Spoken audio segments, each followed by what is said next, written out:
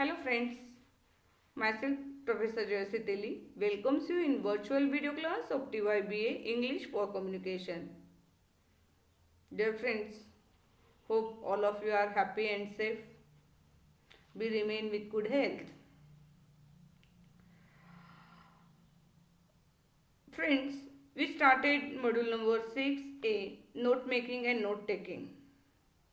This is our third video regarding this module where I explained what is meant by note. Just a minute. Where I explained what is meant by note taking and what is meant by note making, and the difference between the note making and the note taking, or the nature of note making and note taking is also discussed by us, and I explained it to you. I think all of you understand this. What is the difference between note taking and note making? After this, in next video we discussed on the important things in note taking. What are the important things in note taking? We have to focus on the, or we have to define the purpose of the note taking, and we have to attend it carefully, attend the lecture very carefully with focused attention. That is also related. And then relating to the lecture must be related with syllabus, making it memorable by writing or pointing out the notes. These are, and being logical order. We have to note the note with logical order. Being objective, personal likes, dislikes, we should remain away from all these things. Being flexible, and the both points are related with each other. One must be flexible enough to adopt the different teaching styles and different teachers in lab.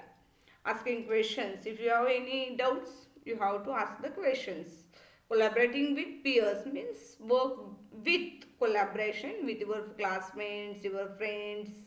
That helps you to understand in very way, or it helps you in note taking also. And you should brief, note it in brief and significant aspects. Friends, आपण या एकूणच note making and note taking हा जो आपला unit आहे यामध्ये आपण अभ्यास करत असताना नोट मेकिंग म्हणजे काय, नोट टेकिंग म्हणजे काय बघितलं. त्यातले काही महत्त्वाचे मुद्दे सुद्धा आपण बघितलेत. कशामध्ये? त्या संदर्भात, नोट टेकिंगच्या संदर्भामध्ये.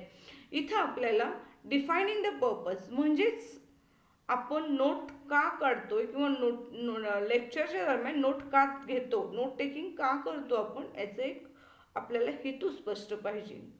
आणि ज्यावेळेला आपल्याला नोट घ्यायचे आहे तर आपण मेंटली आणि फिजिकली क्लासमध्ये प्रेझेंट असणं गरजेचं आहे. जसं मी आपल्याला वारंवार म्हणते, बिंग अटेंटिव्ह, अगदी काळजीपूर्वक आपण ते ऐकलं पाहिजे. लेक्चर आउट ऑफ सिलेबस जातो का, इकडेही आपलं भान पाहिजे. नाहीतर समोर जे शिक्षक बरोबर आहेत ते प्रत्येक नोट आपण टिपत जायचं नाही आहे. जे सांगताय ते खरं म्हणजे सिलेबसशी निगडीत आहे का आउट ऑफ सिलेबस काहीतरी आपल्याला सांगण्याचा प्रयत्न शिक्षकांचा चालू आहे, हेही बघणं गरजेचं आहे. जर काही ॲडिशनल इन्फॉर्मेशन देत असतील तर त्या ठिकाणी नोट्स घेताना आपण थांबणं गरजेचं आहे. ते नोट करण्याची आवश्यकता नसते. आणि दुसरी गोष्ट अशी की आपण ज्यावेळेला नोट घेतो ते मेमोरेबल व्हावं. बघता क्षणी आपल्याला ते म्हणजे लक्षात आलं पाहिजे आपण काय नोट घेतोय तो. असे काही लॉजिकल ऑर्डरने त्या ठिकाणी नोट टेकिंग घेतलं पाहिजे. पुन्हा असं आहे की आपल्याला काही शिक्षकांचं खूप बोलणं, शिकवण्याची पद्धत आवडत असते आणि काहींचं नसतंच आवडत. काही असतात माणसांमध्ये गुणदोष असतात किंवा आपल्या बघण्याचा एक दृष्टिकोन असतो. त्यामुळे सुद्धा हा चष्मा बदलला की बघण्याचा दृष्टिकोन बदलतो. मग अशा वेळेला ज्यावेळेला आपण नोट घेतो त्यावेळी त्यांच्याकडून दिलं ज्ञानावर, माहितीवर आपण लक्ष केंद्रित करायचं आहे. आपल्याला हे शिक्षक आवडतात, नाही आवडतात, हे किंवा हा टॉपिक आवडतो किंवा ही व्यक्ती आवडते, इकडे त्या ठिकाणी लक्ष असू नये. तो पर्सनल मॅटर न होता ऑब्जेक्टिव्ह असावा, तटस्थपणा त्या ठिकाणी असणं अपेक्षित आहे. तर तुम्ही चांगले नोट्स काढू शकता. आणि त्याच्याबरोबर फ्लेक्झिबल आहे म्हणजेच काय की तुम्हाला अनेक पद्धतीचंच, अनेक वेगवेगळ्या स्टाईलमध्ये शिकवणारे शिक्षक असतील किंवा त्यांच्या स्टाईल्स असतील, तुम्ही सगळ्याच त्या ठिकाणी मान्य करणं अपेक्षित आहे. आस्किंग क्वेश्चन्स, तुम्हाला मनामध्ये काही शंका आहे, समस्या आहे तर तुम्ही त्या विचारल्या पाहिजेत. जोपर्यंत तुम्ही विचारत नाही, जोपर्यंत तुम्ही शिक्षकांपर्यंत पोहोचत नाही, तोपर्यंत शिक्षक तुम्हाला विचारणार नाही. त्याची काळजी ही आपण घ्यायची आहे. आपण शिक्षकांशी चांगले संबंध स्थापित करायचे असतील, चांगले नोट्स आपल्याला घ्यायचे असेल, तर शंका ह्या विचारल्या पाहिजेत. मग आत्ता या ठिकाणी आपण नोट टेकिंग संदर्भात बोलतो. तुमचे नोट्स उत्तम झाले पाहिजे तर शंका विचारल्या पाहिजेत. समजत नाही ते समजून घेतलं पाहिजे. आणि त्याचबरोबर वेगवेगळ्या मुद्द्यांमध्ये वेगवेगळ्या गोष्टी, जस्ट अ मिनिट, वेगवेगळ्या मुद्द्यांमध्ये वेगवेगळ्या लोकांना म्हणजे काही गोष्टी कुणाला लवकर समजतात, काही गोष्टी नाही समजतात, आणि त्यामुळं you should work with collaboration with your friends, with your classmates, किंवा एखाद्या कंपनी आहे तर त्या ठिकाणी कलिग्स सोबत काम करायचं आहे, तिथे त्यांच्यासोबत समजून घेतल्या पाहिजे. Collaboration in note taking is very important. समजा कुणी स्पर्धा परीक्षांचा अभ्यास करतं, 4 विद्यार्थी एकत्र येऊन त्या ठिकाणी अभ्यास केला तर खूप छान असतं. अशा आणखीनही असे असतात की 4 आपण प्रत्येकाने एकेका विषयाचा अभ्यास केला आणि मग आपण जे समजून घेतो ते दुसऱ्यांना सांगितलं. म्हणजे हा कोलॅबरेशनचा जो मुद्दा आहे तो खूप सुंदर आहे. ग्रुप स्टडी ज्याला आपण म्हणू. आपण मागे ग्रुप डिस्कशन शिकलेलेच आहे. त्या पद्धतीने हे कोलॅबरेशन आपल्याला खूप काही शिकायला मदत करतं. बिंग ब्रीफ, आणि जे नोट्स करणार आहे ते शॉर्ट बट स्वीट असावे इतकं या ठिकाणी अपेक्षित आहे. Okay, let's go ahead. Just a minute. I want to go ahead. Yes. Look here. Let's today turn toward our next point and in this chapter, and that is the methods of note taking. Yeah. We are now discussing on the next point, and that is methods of note taking. There are two types of methods. One is outline method and second is Cornell note taking method. First is outline method. Two types of methods are given for our study. First is the outline method. Outline method means what? It is very simple method which enlists the main points and subpoints in given topic as shown in the following slide, or as shown in the slides. Look here. Outline method म्हणजे काय बघा. आपल्याला स्लाइडमध्ये एक दिसतं काही चित्र, मी त्या पद्धतीने आउटलाईन मेथडमध्ये काय असतं, थोडक्यात आपण जे टीचिंग करत असतो त्याचा मेन पॉईंट आपण हेडिंगला टाकतो, त्याचे सब पॉईंट्स त्या ठिकाणी पुन्हा ABCD असं काहीतरी टाकून आपण सब पॉईंट्स टाकतो आणि त्या पॉईंटचं पुन्हा त्या ठिकाणी त्याच्या पुढच्या बाजूला एक्सप्लेनेशन करत असतो.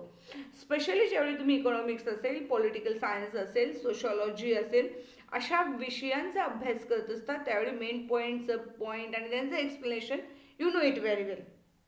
Outline method is very helpful for the social sciences. Yes, it is very helpful. It is helpful also languages also, no doubt. But it is most helpful in social sciences. It is called as the outline method. Outline method, main topic, subtopic, and then the explanation of subtopic. Thought or the keywords useful to study means we have to note here the thought. Thought means a subject or topics just like, or the keywords, the important words in that explanation. So you have to note here, and that's supporting facts it is told. And such is the method for note taking. It is the first method, outline method, which helps us in social sciences very effectively. Many of time it helps us in languages also, no doubt. Okay, I think you understand the outline method. So our second method is coronal note taking method. Look here, I am noted it in red color, coronal note taking method. What type of method it is? You are looking on the slides different colors. Yes, on left hand, before that you should learn what is the here this method has a 3 parts. The total slide divided into 3 parts in 3 colors. You are looking on the left hand, there is a section of main ideas, keywords and abbreviations. Look here, you are looking yellow column. In yellow column I wrote the Q column, and Here what we read, it is here you see near about 2.5 inch column, it is maybe extra or less, but it is near about 2.5 inch. So here we have to note the main ideas, questions that connect with these points, diagrams or study prompts. We have to mention here. एकूणच तुम्ही जर स्लाइडकडे लक्ष देत असाल तर ही slide 3 भागांमध्ये divide केलेला आहे आणि 3 वेगवेगळे रंग सुद्धा तुम्हाला स्लाइडवर दिसत आहेत. सो यामध्ये बघा येलो कॉलम जो आहे, ह्या येलो कॉलमवरती आपल्याला पाहायला मिळतं की मेन आयडियाज किंवा ज्या मेन पॉईंट आहेत, आपण जशी नोट्स काढणार आहोत त्या पॉईंटशी रिलेटेड असे त्या ठिकाणी काही मुद्दे असतील, डायग्राम्स आहेत, स्टडी प्रॉम्प्ट्स म्हणजे शॉर्टकट स्वीट असं काही आपल्याला करायचं असेल तर ते त्या ठिकाणी आपल्याला घेता येतं. सो हे या ठिकाणी येलो भागामध्ये आपल्याला पाहायला मिळतं. पण हे केव्हा करायचं आहे आपल्याला, हे मुद्दे कधी लिहायचे, वेन यू डू इट. हे आपल्याला मार्जिनचा भाग आहे थोडक्यात हा. After class, during review, class झाल्यानंतर क्लासमध्ये तुम्ही नोट्स जे लिहिताय ते तुम्ही लिहिलेले नोट्स, ते घेतलेले नोट्स तुम्ही वाचन करताय, त्या वाचनात आपल्याला जे काही आढळतं हे या मार्जिनच्या कॉलममध्ये आपल्याला लिहायचं आहे, हे लक्षात घ्या. त्याच्यानंतर तुम्हाला दुसरा पट्टा दिसतो या ठिकाणी, हा जो आहे हा पिंक कलर शेडमध्ये ॲज युजल रेग्युलर त्या ठिकाणी स्लाइड आहे. यामध्ये मी म्हटले नोट्स कॉलम, म्हणजे it is when you listen the lectures and text the notes. जेव्हा आपण लेक्चर ऐकता आणि नोट्स घेता त्यावेळेला या ठिकाणी मेन लेक्चर नोट्स या ठिकाणी आपल्याला नोट करायचे आहेत. लेक्चरमधले जे काही मुद्दे आहेत ते नोट करायचे आहेत. Use it in concise sentence, आधी छोट्या छोट्या वाक्यांमध्ये छान असं आपल्याला हे लिहायचं आहे. Use short hand symbols. काही वेळेला आता मी आपल्याला सांगते बघा, आता बऱ्याच वेळा बिटवीन लिहित असताना आपलं स्पेलिंग काय म्हणतो, BETWEEN, बिटवीन, राईट. त्याच्याऐवजी आपल्याला शॉर्ट फॉर्ममध्ये लिहिताना काय करतो, BET त्या ठिकाणी एन वर टाकतो आपण, बरोबर आहे. असं काही ॲब्रिव्हिएशन शॉर्ट फॉर्म्स आपल्याला वापरायचे आहेत. IMच्या ऐवजी IM घेतो.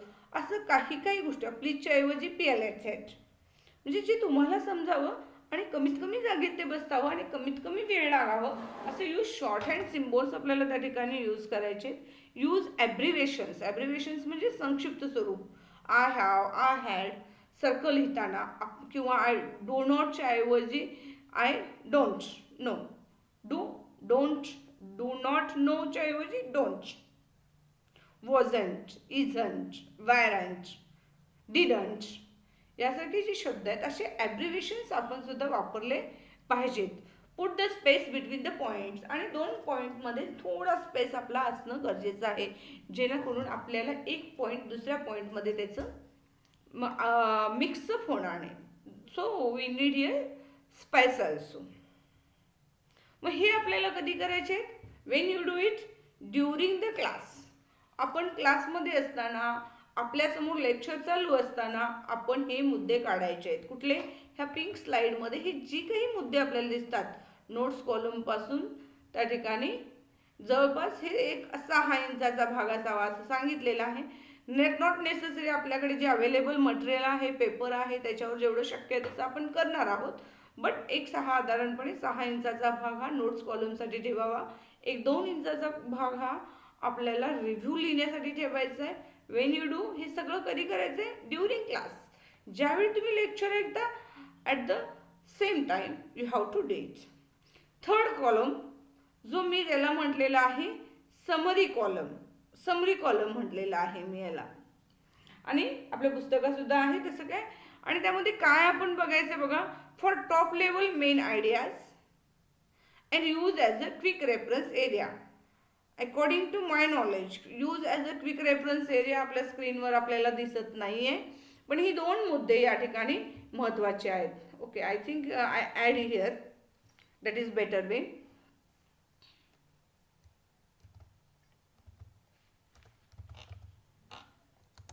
Use as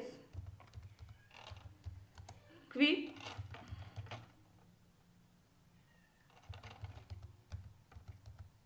reference area. Okay, slide थोडीशी मोठी झाली होती आणि त्यामुळं हे वाक्य खाली राहत होतं आपल्याला स्क्रीनवरून. त्यामुळे मी ते सेंटेन्स वर घेतलेलं आहे आता. For top level main ideas use as a quick references.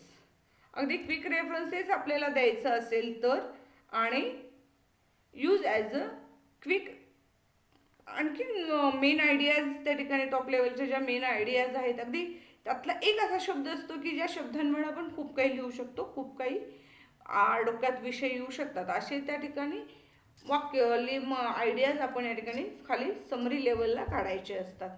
So तुमच्या आता लक्षात आलेलं आहे what is kernel note making method. Kernel note taking method or the slide or page, in short note page in your notebook, divided in 3 parts. First is here we have a column, then at downward row, खालच्या बाजूला एक असा त्या ठिकाणी row आहे. आणि हे सुद्धा कधी करायचं आहे बघा, after it is also we have to done after the class during review. Class झाल्यानंतर रिव्ह्यूच्या दरम्यान आपल्याला हे करायचं आहे, तोपर्यंत नाही. म्हणजे हे आफ्टर क्लास ड्युरिंग रिव्ह्यू, हे ड्युरिंग द क्लास. आणि समरी कॉलम जो आपला आहे तो समरी कॉलमचा सुद्धा या ठिकाणी भाग कुठे कधी करायचा आहे, जस्ट अ मिनिट. या ठिकाणी स्लाइड थोडीशी मोठी झाल्यामुळे थोडी तुम्हाला सगळ्याच गोष्टी या रेड बारवरच्या दिसत नाही आहेत.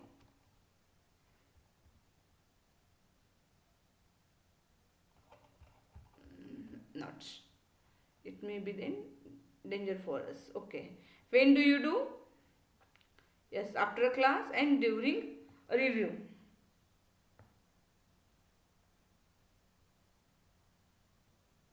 Just now you are looking the screen, I adjusted it, that's why it is helpful for you.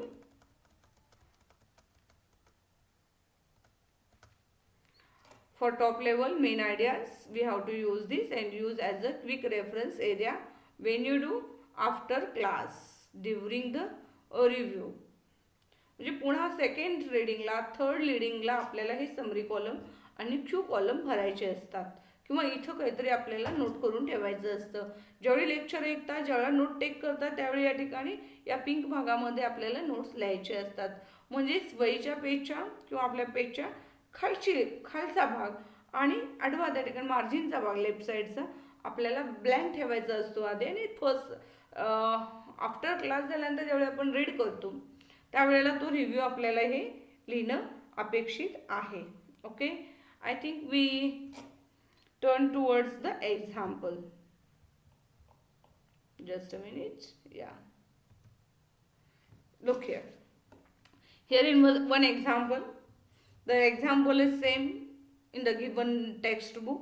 आपल्या टेक्स्टबुकमध्ये दिलेलंच मी एक्झाम्पल घेते आहे आपल्यासाठी, वेगळं नाही घेतलं. पण आपल्याला यातून कोरोनल नोट टेकिंग काय प्रकार आहे हे कळेल. आपण या ठिकाणी we are studying about the पदार्थाचे 3 प्रकार आपल्याला माहिती आहे. कुठले आहेत हे 3 प्रकार? कुठल्याही वस्तू 3 गोष्टींमध्ये divide: solid, liquid and gases. Solid means स्थायूरूप पदार्थ, लिक्विड द्रवरूप पदार्थ आणि गॅसेस वायुरूप पदार्थ. ह्यामध्ये मग त्यांचे त्या ठिकाणी वैशिष्ट्य काय आहेत? Solid have a definite safe, have a definite volume असेल तर त्याला एक करेक्ट असा आकार असतो आणि वस्तुमान असतं, त्याला सॉलिडचं ही वैशिष्ट्य आहे. सॉलिडला म्हणजे ठरलेलं आकार आणि ठरलेलं वस्तुमान असतं. लिक्विडचं काय होतं? Liquid do not have a definite shape. लिक्विडला सेफ नसतो. आणि हॅव अ डेफिनाइट व्हॅल्यूम. इथं डेफिनाइट व्हॅल्यूमसुद्धा आपल्याला पाहायला मिळत नाही. या ठिकाणी do not have a definite shape द्रव पदार्थ तुम्ही ज्या भांड्यांमध्ये घालाल त्या भांड्याचा आकार त्याला प्राप्त होतो, बट त्या ठिकाणी त्याला वस्तुमान करेक्ट असतं. 1 लिटर तर 1 लिटर दूध, कॅन छोटं असू दे, मोठं असू दे, बॉटल असू दे, कशात घालाल त्यात, भांड्यात घाला, कॅनमध्ये घाला, बॉटलमध्ये घाला, 1 लिटर दुधाचं त्या ठिकाणी वस्तुमान बदलत नाही, वजन बदलत नाही, पाण्याचं वजन बदलत नाही. रादर मात्र ते तुम्ही ज्या भांड्यामध्ये घेता त्या भांड्याचा आकार त्यांना प्राप्त होतो. हे लिक्विड.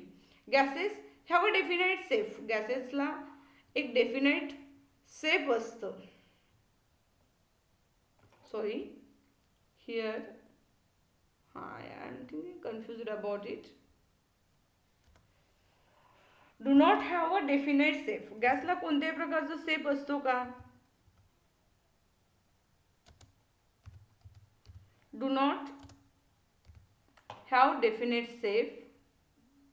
कोणत्याही स्वरूपाचा गॅसला आकार नाही. गॅस ज्या तर त्या ठिकाणी गॅसचं सिलेंडर ज्या आकाराचं आहे त्या आकारामध्ये, just a minute,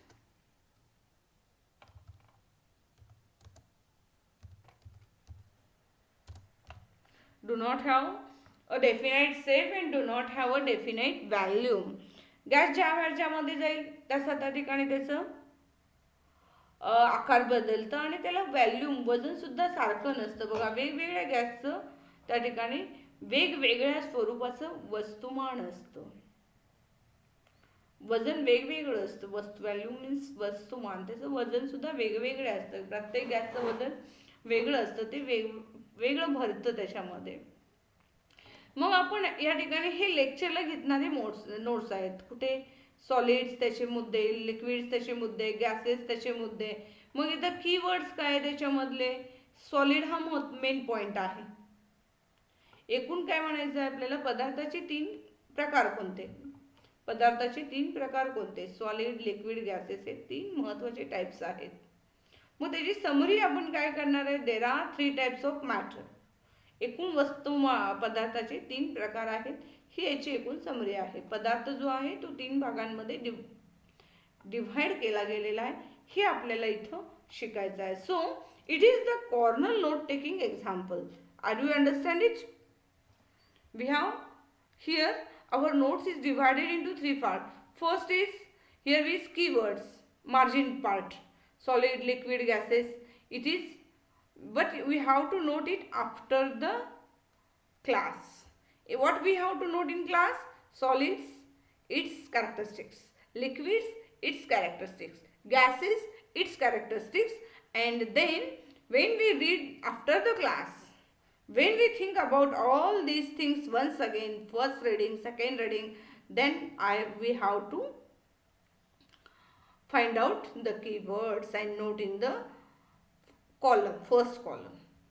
Then in last row, it is blank for writing summary. We have to put some place for writing summary. What is the summary of here is that matter is divided into 2 types. वस्तू 3 प्रकारांमध्ये विभागले जातात. So once again I am telling you what we learn here today. Today we learn that methods for note taking, or there are 2 methods of note taking. One is outline method, which is noted as the main topic, subtopic, and their explanations. It is very simple one and you do in every day. And here we have to coronal note taking method. Second method is we have to take notes at the lecture time. Then when we read after the class, we should have to find out or note the main ideas, questions, or the connecting points, or the diagrams, or any study prompts after class. Then we have summary column. Here we have write top level main ideas or quick references, just as. Okay, I think we stop here. Thank you very much. Take care. Remain in the home and be safe. Thank you.